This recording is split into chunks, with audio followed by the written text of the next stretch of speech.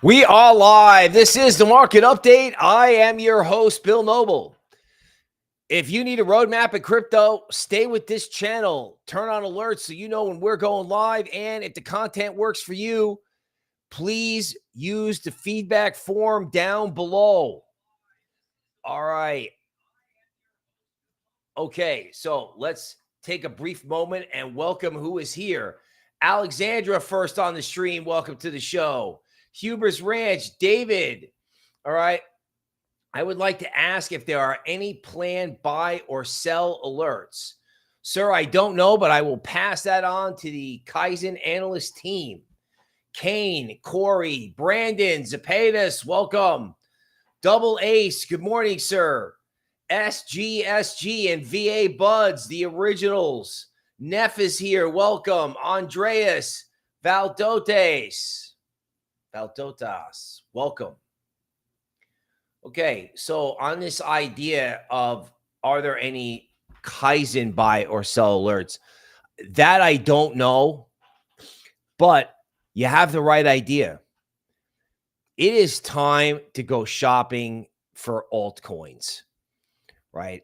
Unless there's a problem in the stock market or a problem with the Fed. So the longer the market is kind of quiet, the more I want to develop some kind of altcoin shopping list. I get this sense that people are very bearish and very short altcoins. So unless there's some kind of event that I'm not aware of, it is time to make the Santa wish list. DeFi, layer ones, the AI trade is starting to wake up. Some of this stuff is so beat up, and they're starting to report about big short positions elsewhere. So let's get into that news, because believe it or not, even though the market is dull, the Eagle King was able to find some really, really interesting news. So Glassnode is a good place to find interesting on-chain data. Bitcoin's cycle shows recurring deep corrections aligning with historical patterns. So essentially what this Glassnode chart has done is essentially laid out and graphed all the Bitcoin parabolic cycles, right? And then shown that during those cycles, there have been huge drawdowns, okay? Now, because of the ETF, you're getting drawdowns more in smaller altcoins than you are in Bitcoin. However, this whole idea of drawdowns and all this bearishness has made Bitcoin derivatives bets like everyone seems to be short. Zero Hedge reported short positions in Ethereum. Bloomberg is reporting short positions in Bitcoin. On one hand, I understand it because stocks went up and Bitcoin didn't. One. Two, September is a seasonally negative month for Bitcoin, as we discussed yesterday, right? In my mind, I'm wondering if all this bearishness that, I don't know, is projected out for September was already taken into account with the Black Monday crash. Just wondering, right? And, if September is a negative month, perhaps it's a briefly negative month. In other words, last year, September, you had like a final puke early in the month, and then it actually wound up recovering, and it wasn't, gangbusters on the upside, but it finished up 1% for the month versus, what it normally does, which is go down anywhere between 7 and 12%. So historical patterns are great, but if everyone gets way short in advance of the historical negative seasonal event, you have to wonder about the market's ability to go down under those circumstances. or at least go down hard and stay down. We're witnessing this like really sideways price action with the market really unable to sustain a down move. Yes, the market is failing at resistance because, short sellers continue to persist, but they're not getting any gratification. So, yeah, everyone knows drawdowns happen. Everybody knows September's negative, but everyone's short looking for that. Frankly, I'm looking for altcoins because I think they're eventually all going to get squeezed out. Honestly, Senator Loomis wants U.S. to buy 5% of the total Bitcoin supply. Now, this is very relevant. We'll go into it in a minute. Okay. You have someone come in for the Treasury like Larry Fink, or who knows, maybe even RFK Jr., who's dropping out. We'll go over that. I think once it becomes obvious that, Trump can win the election, even if you don't like Trump's politics, Trump is pro-business and pro-Bitcoin. Okay, Trump wants people excited, right? And if the market that is so short, right, if the Trump meme coin takes off, that could be a symbol that the market's looking for this business-friendly presidential outcome. Because right now, the more the Democrats talk, the more the odds go back in favor of Trump and any type of politics that helps Bitcoin. All right. So on a CoinDesk index, noticing on the 19th, just, Avalanche and Near were kind of perky. The idea of basic layer ones, like I don't know that the world needs to get really complicated in the event of an across-the-board altcoin squeeze that could possibly start a bigger up move.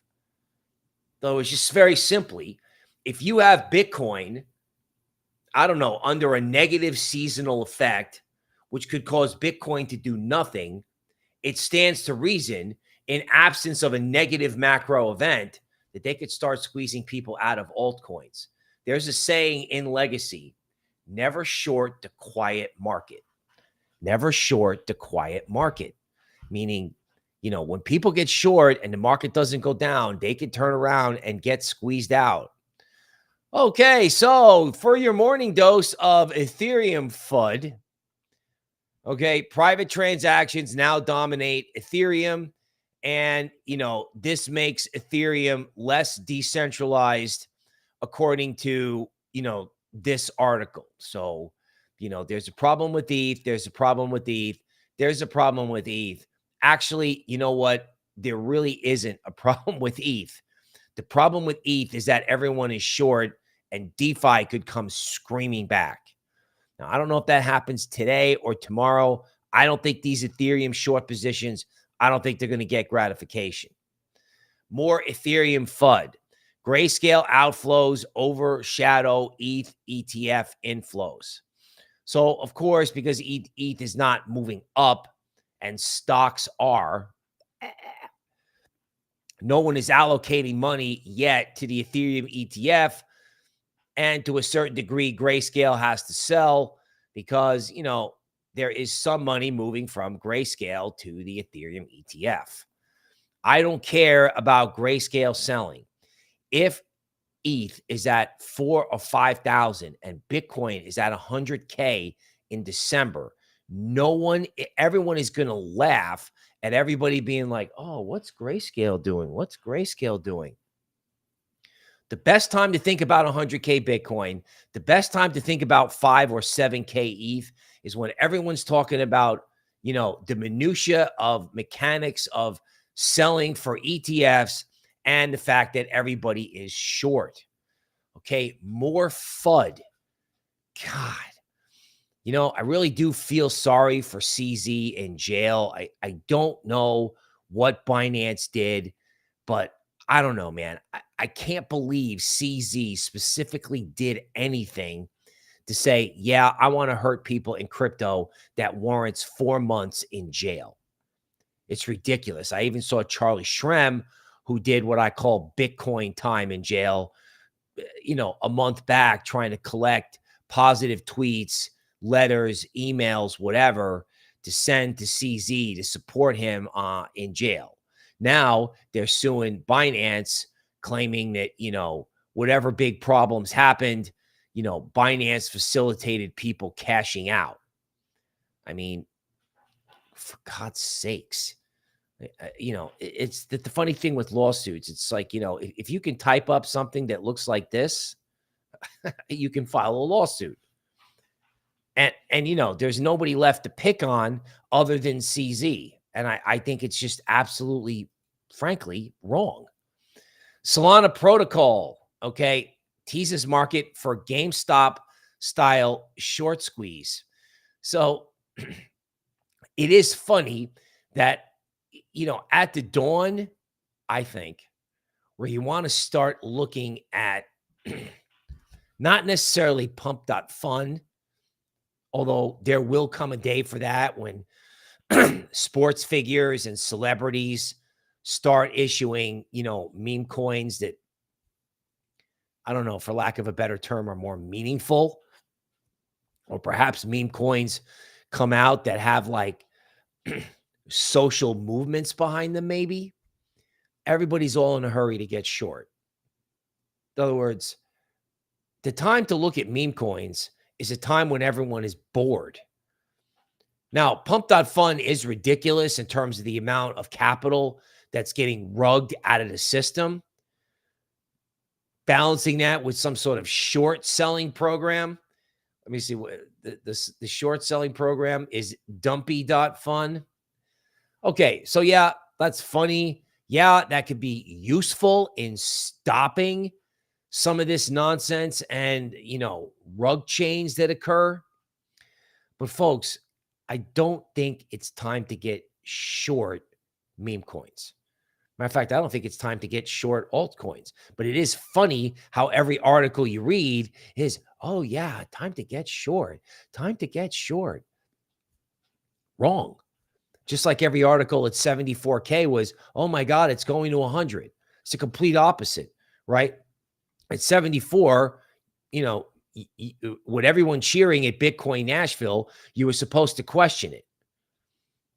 Question the upside, right? I mean, literally, crypto bros screaming at the top of their lungs in Bitcoin Nashville, top. Everyone talking about getting short at 58K, bottom. Bottom. Okay, so this is the economic, nightmare guy. Gen Z, there's an article in the Washington Post. Gen Z is kind of giving up on having a house, having a car. And apparently the Washington Post has collected enough analysis to indicate that, Gen Z is experiencing some sort of collective economic despair. Okay, this guy is noting that, the Washington Post doesn't mention that might have something to do with inflation, stagnant or falling wages, inability to buy cars. I know a lot of people in Gen Z that don't have cars because they just can't afford to get one. Okay, now, what does this mean for crypto? People, they're going to have to cut rates at some point because A, they screwed up, B, they tightened too much, C, if the job numbers are fake, the inflation could be, I don't know. Is the inflation fake? Is the inflation, I know it's bad, but I don't know. Could it suddenly just go away? It's just a thought, right? Because 1 million jobs just went away out of numbers. Can other economic data be similar or economic phenomenon? Just asking for a friend. Okay. Gen Z needs crypto. Gen Z needs hope. And when you start offering hope, would crypto start moving up? That's how Gen Z recovers. Gen Z doesn't know that yet, but old guys like me do. Look, Target gets sales growth because they cut prices. I don't know how anybody gets anybody into an actual retail store and off Amazon without deep price cuts. So if there's something out there that's not experiencing like inflation-based commodities pressure, they got to cut prices. or the consumer's not going to be interested, right? Like, how is a hyper leveraged consumer going to buy goods at the holiday time unless they cut rates or cut prices or both? And of course, this is bullish crypto, right? Anything where you get, tough economic data, meaning, weakening growth, weakening inflation, the consumer breaking, this is screaming rate cuts and Bitcoin. Okay, Macy's is having problems. Yeah, sure, because we all got plenty of money to run out and, get consumer discretionary items at Macy's, when the reality is, we're like, people who don't have a lot of money are like, pulling everything they can get in terms of money together to go to Costco, right? So central bank, again, has to figure out whether they're going to admit that they screwed up or not. It's that simple, right? The equity market thinks that they're going to admit it. The crypto market is afraid that they won't. Now, I think the fact that the crypto market is afraid is telling. I think the fact that the equity market isn't could also be telling, right? I mean, those guys never met anything like a rate cut fantasy that they didn't like. Now, of course, I'm making fun of them. We'll try to show the charts later. The Fed has to admit that they've made a mistake. Now, they can do that in their language, not necessarily with the actual rate cuts, right? If they come out and they're super dovish and Powell goes, yeah, the day is coming where we can back off, okay? The crypto market is betting that he's not going to do that. We'll see.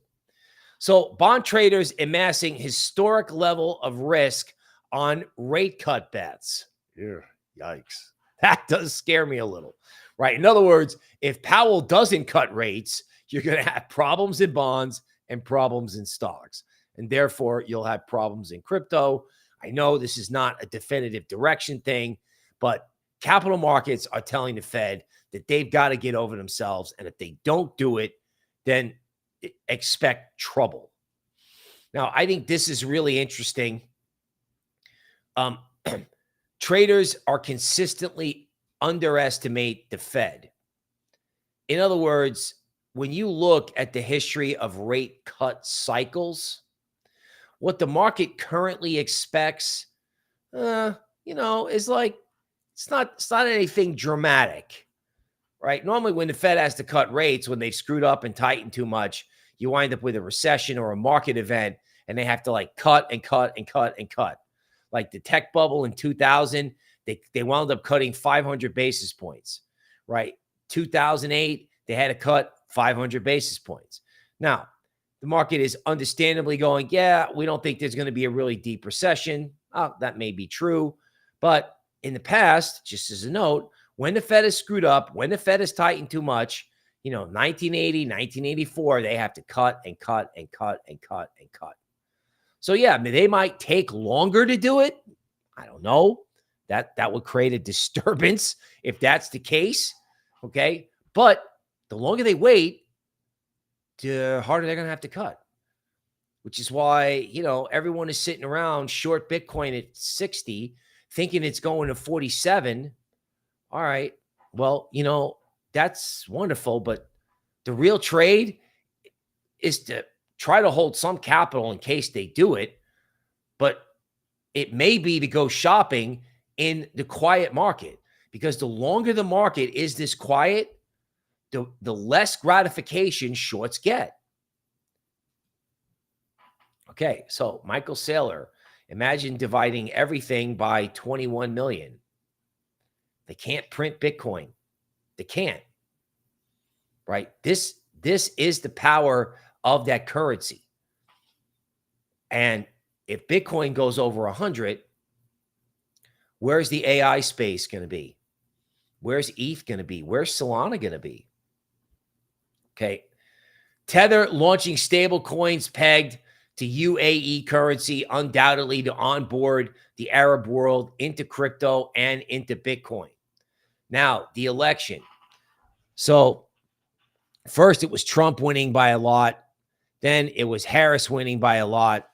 These political markets are very volatile, right? Like everybody wanted to buy Harris when it first, when she was getting all this media attention, and she's going to continue to get media attention, but they continued to move to the left, right? In other words, they're supposed to move to the center, but they continue to move to the left, which is anti-business. Now, again, I don't think we need to argue about the fact that they want to increase capital gains tax and they want to tax unrealized gains, which is basically stealth wealth confiscation, which they will never get through Congress or the Supreme Court. But the fact that they're talking about doing it means simply their money is their money and your money is their money. That's what they're saying. Now, of course, Trump is getting a bump because of this RFK story, right? So, this guy who's got sources inside the Trump campaign is effectively saying RFK is going to drop out and endorse Trump. Why? Well, the Democrats continue to sue RFK in every court in America, literally trying to keep him off the ballot. If you're wondering why that's the case, RFK, his family is traditional Democrat, right? He would have been the perfect guy to run against Trump if you actually wanted to be competitive and have the party win the election. So the Democratic Party not only is not interested in RFK, but they're suing him in all these states, making him spend campaign money to defend himself. And I think he's going to run out of money. Not to mention the fact that Biden never gave this guy Secret Service protection. He didn't get Secret Service protection until someone took a shot at Trump. So RFK is looking at the Democrats sprint to the left and go, you know what? I was running against Trump based on some of the things he did in the past, but I'm going to go make a deal. He's got 10 to 15% of the population. And if he comes out and basically says, hey, Donald Trump's going to give me a good job in the administration so we can do some of the things that we want to do, and this prevents in a situation where you have a close election, because it could be close, because, Harris and the left have got 7 to 10 million people who just came in the country who have driver's licenses who are going to vote for her. Again, zero judgment on that. I mean, these people have got driver's licenses. They're going to vote. Okay. So RFK and that 10% of the vote is going to be required, as this individual is saying, to make sure that no matter what happens in the election, that Trump wins. And I think a pro-business outcome, like say come Friday, if RFK does come out and endorse Trump, I think that's crypto bullish. Because remember, Trump's bullish crypto position came from the threat of RFK getting the crypto bro vote, right? I mean, if he endorses Trump, then he's going to go out and speak on behalf of Trump. And that, I don't know. I don't think it could get any more Bitcoin positive, right? I like this.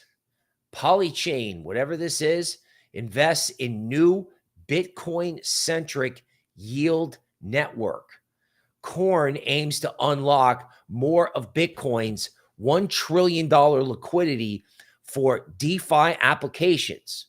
So I understand it correctly. I think I saw an article, I don't have it in front of me, that there's a big buyer of wrapped Bitcoin out there. In other words, Bitcoin that can go onto ETH or other networks to be used in DeFi. I cannot believe you're going to have Bitcoin at 100K and then have everybody say, okay, I'm just going to sit here with my Bitcoin. I'm not going to want to get yield on it. I mean, this is going to be an enormous industry.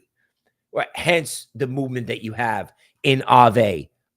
Okay, here we go. Right, here it is. Unknown crypto whale has been scooping up wrapped Bitcoin. Right? Bitcoin yield. No one's talking about it. Now, but it is showing up on the charts. It is. Okay. All right. Malik is here. LA 13. Stahu. Okay. I have a bunch of coins from last cycle. Link, ADA, Dot, Matic. Would you consider getting rid of them for some new narrative coins? I'm just tired of waiting for them to go up one day. Hey, good question. This is not investment advice. I would not give up on Polkadot and interoperability. Polkadot 2.0 is going to allow for transaction throughput at an incredibly cheap price. It's perfect for real-world assets. Okay. Matic, I think, is old news. Cardano, I think, is old news. Chainlink is going to benefit from a cross-chain narrative that I think could be huge. So if I kept anything, I would keep Link and Dot. Okay. You are going to have to clean out your closet from stuff from the last cycle because not everything is going to work, honestly. Okay. Honestly, it's like I'd be moving from Cardano and Matic, even if you moved into stuff like Avalanche and Near, if you wanted to keep it relatively conservative.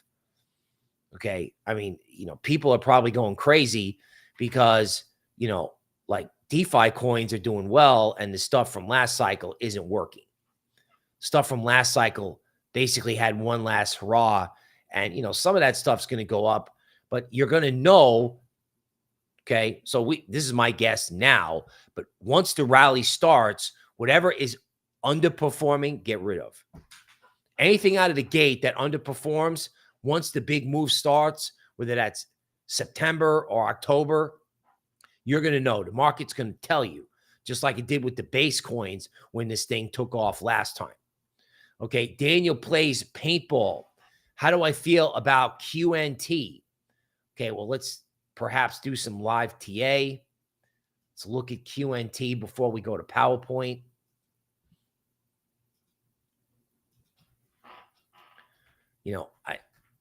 I want to like XRP, but I think, some of this narrative that we have about, stuff from the last cycle not performing, okay, it applies to XRP, right?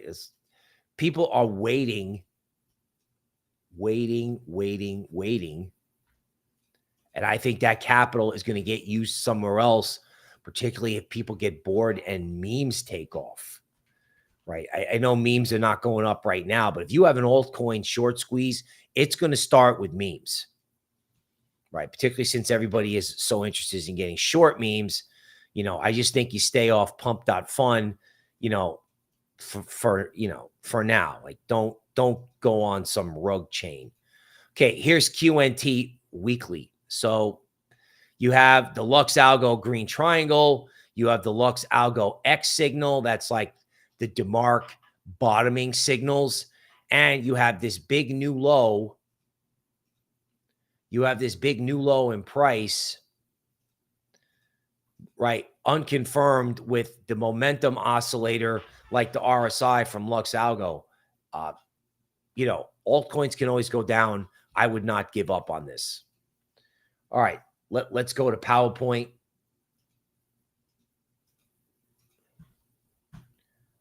All right, now, so in Bitcoin, I call this like the trend line of the day. In other words, people get bored and they start drawing lines. This is just the line that's out there today. So there's resistance at 61. I think the bigger point in Bitcoin, as we discussed yesterday, is the fact that they keep smacking Bitcoin, bigger picture down into this sort of oversold zone or deeply oversold zone. Short sellers are capping the price. Okay. Right. So, it's either going to go to 53 or 47, or it's going to break through this and go to 68. And I can say that, and then you can take your iPhone and record it and pull out and say, wow, wasn't it funny that this is what everyone was doing before Bitcoin went to 100, right? Whether it happens now or a month from now, we're drawing these okay, this is a good trend line. Yeah, people are selling at 61. Yeah, the Fed's coming out. But you know what? Every time this thing goes down hard, someone's down there buying it huge. And one day they're going to have to admit that they can't get what they need and they're going to have to start market buying it. Okay, stocks. So if the trend line in Bitcoin means anything, it's because stocks have gone way up and Bitcoin hasn't followed, right? Like what these characters are doing, I don't know. But, I guess $1 in stocks is better than $1 in the bank. And they think it's a 100% certainty that the Fed's going to cut rates. I don't know if that's true. I know that he should, and he should come out with dovish language. The dollar is going lower. That's positive crypto. Stocks are going up. Like everything is positive crypto except the price action. Obviously, if equities fall out of bed, that would be terrible, especially if it's because the Fed isn't dovish enough. However, Luxalgo is inserting some support underneath this stock market rally. Again, it's mind-boggling that they bought this and not Bitcoin. Then again, you know what? Mind-boggling things always happen at bottoms. Satoshi's vision is going to come true. In order for that vision to come through, you have to have everyone giving up, everyone out, everyone giving up, everyone discouraged, everyone short, everyone bearish, everyone depressed. That's the definition of a low. And having to watch these characters recover their whole down move with all coins down 80% and Bitcoin way off its high is nauseating and discouraging to me. But I look at it and I go, okay, well, this kind of all depends on Powell. And if stocks don't go down, I have no idea how Bitcoin shorts, I don't even know how they're going to cover it all. It's going to wind up making a new high. If BlackRock comes in buying it with both hands at the same time, people are short. That's straight up. So of course it could go down. Of course it could. The Fed could say something stupid and it could go down. But I think everybody is too focused on Black Monday and not focused enough on something positive. Speaking of which, Aave continues to go up. This was up 30%, right? Over, say, like a 2-week period, and it's up again. This was yesterday's stream. We're talking about up 30%. Guess what? Oh, there's resistance at 133. Oh, okay. Well, who cares? They just keep going. Right? I mean, I don't know. I don't know what stops this. And everybody wants to be short ETH and Solana and layer ones. You got to be kidding me. Look at this. Joe, right? It's kind of like the all-purpose trading mechanism and DeFi mechanism on Avalanche, where they can do security tokens. Joe's moving 2 to 3% a day. This looks like Aave did 2 weeks ago. Luxalgo put support underneath. Why is everybody bearish? All right. This is, Fetch AI, which is the new AI super token. I keep wondering what happens if they take this top out. You know what I'm saying? Like this coin, the rest of the market is like, meh. I can see people buying the dip in this coin, right? Phantom. Okay. Well, there is a giant 5-wave bottom, like 23 cents in Phantom was it. I thought Phantom last year at this time, I was talking about $1, and I really thought it was going to go there. It still could. Anything fast, anything that involves DeFi, you don't know which one of these plays are going to jump out. But someone's asking me, hey, I'm tired of waiting in XYZ coin. Dude, there are coins that are moving. Right. And I may have led someone astray. Somebody wanted to jump into Aave. I was like, there's resistance. Wait a while. Boom. Up 5%. That's what everyone's going to do. The market's going to take off and go up whenever that is. And everyone's going to go, I can't buy it. It's up. I'm going to get hosed. Okay. That's what creates a monster rally, particularly if people are short. And frankly, I would just rather think positive rather than think negative. We know what the bear case is. Okay, checking Arrow.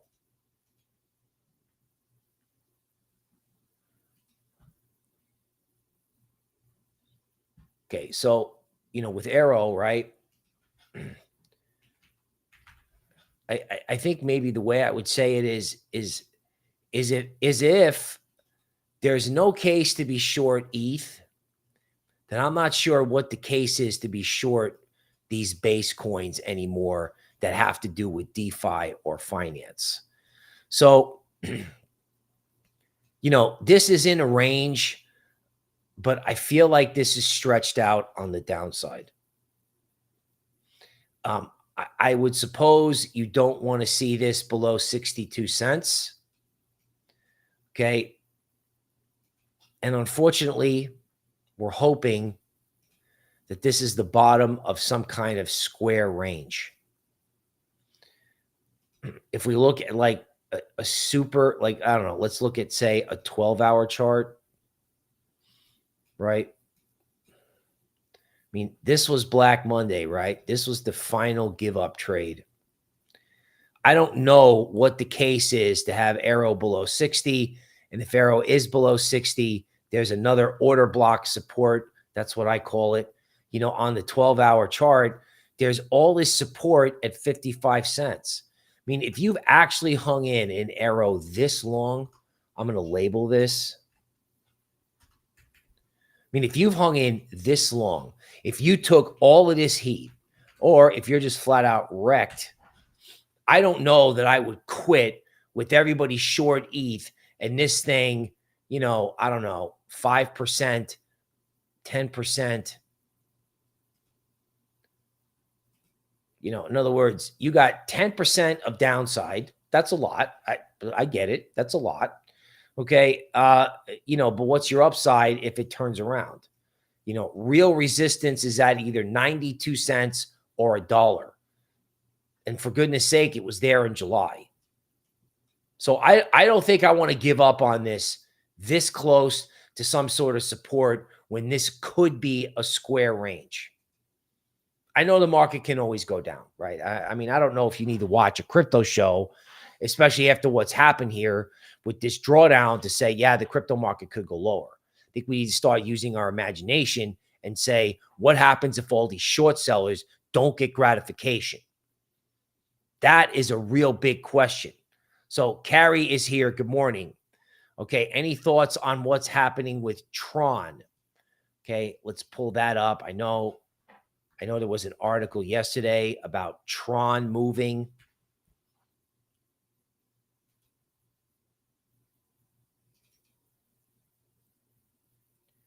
Okay. So something positive is obviously happening with Tron. I did see the news article yesterday. And, what's the lesson about Tron?